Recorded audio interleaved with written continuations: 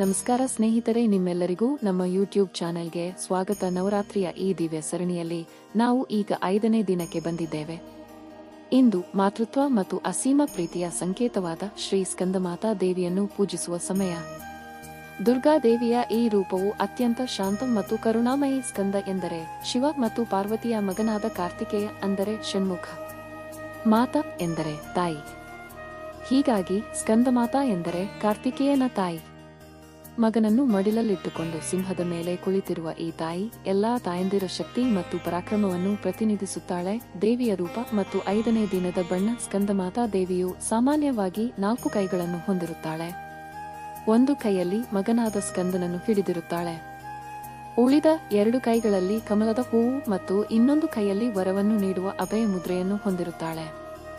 ಈ ದೇವಿಯು ಸಿಂಹದ ಮೇಲೆ ಆಸೀನಳಾಗಿದ್ದರೂ ಆಕೆಯ ಮನಸ್ಸು ಕಮಲದಷ್ಟೇ ಶಾಂತ ಮತ್ತು ಕೋಮಲವಾಗಿರುತ್ತದೆ. ಇಂದಿನ ಮಂಗಳಕರ ಬಣ್ಣ.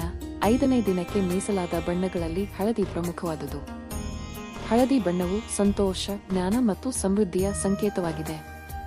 ಈ ದಿನ ಹಳದಿ ಬಣ್ಣದ ವಸ್ತ್ರಗಳನ್ನು ಧರಿಸಿ ದೇವಿಯನ್ನು ಪೂಜಿಸಿದರೆ ನಿಮ್ಮ ಜೀವನದಲ್ಲಿಯೂ ಸೂರ್ಯನ ತೇಜಸ್ಸಿನಂತಹ ಸಂತೋಷ ಮತ್ತು ಜ್ಞಾನ ಪ್ರಾಪ್ತಿಯಾಗುತ್ತದೆ.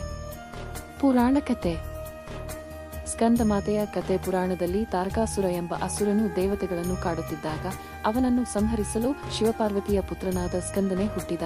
ಅವನಿಗೆ ತಾಯಿ ಸ್ಕಂದಮಾತೆಯ ಆಶೀರ್ವಾದದಿಂದ ಶಕ್ತಿ ದೊರಕಿ ತಾರಕಾಸುರನನ್ನು ಸಂಹರಿಸಿದನು.